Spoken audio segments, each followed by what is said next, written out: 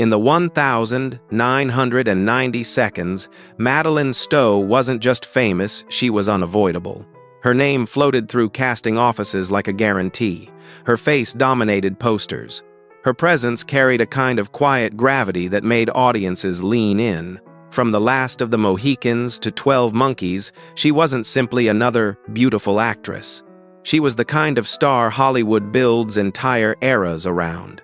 And then, she disappeared. No scandal, no public breakdown, no tabloid circus, no headline screaming career over. Just a slow, eerie silence. It's the kind of disappearance that triggers rumors because Hollywood doesn't understand a star who chooses to leave. People expect tragedy. They expect a fall. They expect shame. But what if the truth is more unsettling than that? What if she didn't lose Hollywood at all? What if Madeleine Stowe looked at the machine, its roles, its demands, its humiliations, and decided, no, not anymore. Haven't Emberzans. Tonight, we're going to walk through the rise, the peak, and the moment everything changed. Because her story isn't about failure, it's about a choice. Long before the cameras, her life was built on precision. As a child growing up in Los Angeles, Stowe wasn't dreaming of red carpets. She was training to become a concert pianist. Hours of practice, endless repetition, a future built note by note, like a promise she made to herself. Then came 1976. Her piano instructor died, and the dream didn't fade, it collapsed. For a kid who had poured her identity into music, that loss hit like a door slamming shut. Stowe more or less stopped playing. The thing that once anchored her suddenly felt impossible to touch. But tragedy has a strange habit of redirecting people. Instead of music, she turned towards story, towards cinema and journalism at the University of Southern California. And without realizing it, she began preparing for a different kind of performance. Not notes on a page, but emotions on a screen. Her earliest acting years weren't glamorous, small roles, TV appearances, nothing that screamed, future icon. She appeared in Little House on the Prairie as a blind painter named Annie Crane, an early glimpse of the kind of sensitivity she could bring when given even a small moment. But Hollywood didn't crown her instantly. Not until 1987. That's when Stakeout happened. Suddenly, she wasn't just another face, she was the face. The film became a commercial hit, and it did something far more important than money. It proved Stowe could carry a major studio film. She had charm, timing, control, that intangible, watch me, energy. Overnight, the industry's tone shifted from, who is she, to, get her.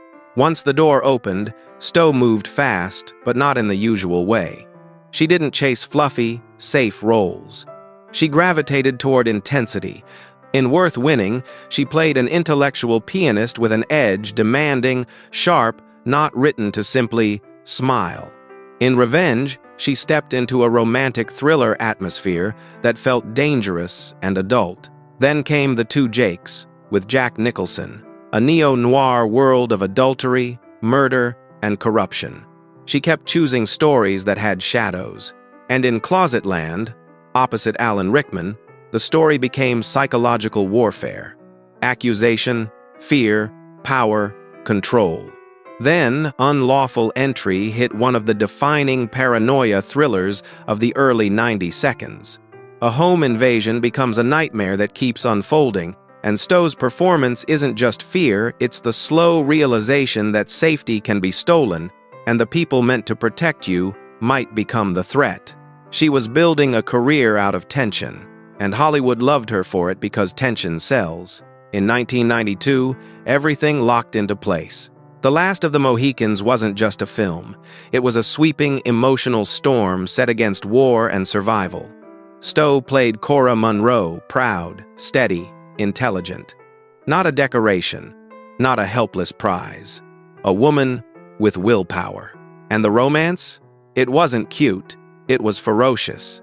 When Hawkeye tells her, "Stay alive, I will find you," it didn't feel like a line, it felt like a vow carved into cinema history.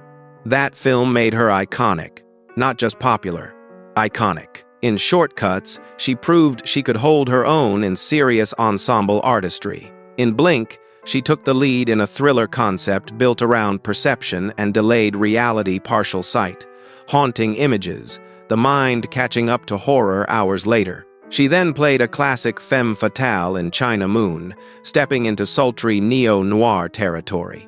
And in 1995, she walked into 12 Monkeys, a sci-fi thriller where she had to be skeptical, compassionate, terrified, and ultimately heroic. She stood toe-to-toe with Bruce Willis and a scene-stealing Brad Pitt and didn't disappear. By then, she wasn't merely successful. She was a genuine movie star. Magazines celebrated her beauty. The industry celebrated her bankability.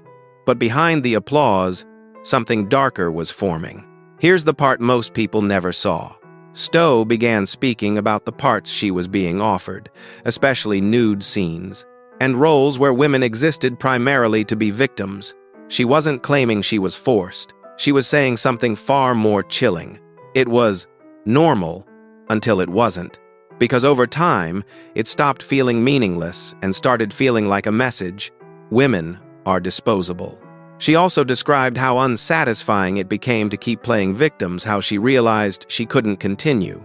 What she wanted was complexity, erratic behavior, contradictions, real humanity. The kind of messy depth male characters get by default. But women's roles? Too often. The girlfriend, the victim, the prize. And once she saw that pattern clearly, she couldn't unsee it. That's when Hollywood stopped feeling like a dream and started feeling like a trap. While her career was exploding, Stowe had built something quieter and stronger off-screen. In 1982, she married actor Brian Benben. They met in 1981 on The Gangster Chronicles. Their marriage didn't become a public spectacle. It endured decades in an industry famous for short flames and long divorces. Then, there was Texas. Not a luxury retreat, a working cattle ranch outside Fredericksburg. Real labor, real routines, real responsibilities. In 1996, she became a mother. Their daughter, May Theodora Benben, was born in San Antonio. And motherhood didn't fit Hollywood's demands. Suddenly, the long shoots, the travel, the roles, the constant pressure to remain visible, none of it felt worth it. So she made a choice that terrifies the fame machine. She stepped back, quietly. No dramatic goodbye, no revenge interview, no bitter tell-all, just a decision to live. After 12 Monkeys, she pulled away to focus on family. When she returned, it was selective. Playing by heart, an ensemble drama, then The General's Daughter opposite John Travolta, which became a box office success. But her appearances grew rarer. Even when she came back for We Were Soldiers in 2002, it wasn't a return to the old path. It was another carefully chosen step. Later, Revenge became a rare stretch of steady work, but again, on her terms, in a format that could fit a life she refused to sacrifice. And that contrast stings. At her peak, she earned major salaries. She could have kept going for decades. Instead, she chose something else. Here's what Madeleine Stowe understood, what many performers never do. Fame doesn't ask once. It asks forever. It demands gratitude even when the work is degrading. It demands hunger even when you've already won. It demands that you keep saying yes, even when yes costs you your sense of self. Stowe didn't fall off the map. She stepped off it. And in a town built on ego and ambition, walking away might be the most radical thing a star can do. She stayed married. She stayed grounded. She stayed human. Hollywood wanted her to keep chasing the next role, the next paycheck, the next illusion. But she figured out what mattered and had the courage to leave the rest behind. In the end, perhaps her most impressive performance wasn't in a film at all. It was the one she delivered in silence. In the end, Madeleine Stowe's story is not about a vanished actress or a career cut short. It is about a woman who reached the summit, looked around, and realized the view was not worth the cost of staying there. Hollywood teaches people to believe that success is something you cling to at all costs, that walking away means failure, that silence means defeat. But Stowe proved the opposite. She showed that sometimes the bravest move is not fighting harder, not demanding more, not chasing relevance, but knowing when enough is enough. She chose a life that could not be photographed easily, a marriage that endured, a child who mattered more than applause, a sense of self that did not depend on box office numbers or magazine covers. In a world obsessed with visibility, she chose substance. In an industry addicted to ambition, she chose peace. And perhaps that is why her story still lingers, because long after the lights fade, what remains is not fame, but the choices we make when no one is watching. If this story made you rethink fame, success, or the price of staying on top, take a moment to reflect. Like this video, if you believe walking away can sometimes be an act of strength, not weakness. Subscribe for more untold stories about Hollywood legends and the truths hidden behind the spotlight. Comment below. If you were at the peak of your career, would you have had the courage to walk away, or would you have stayed? Your perspective matters, and we'll be here to keep telling the stories that history often leaves out.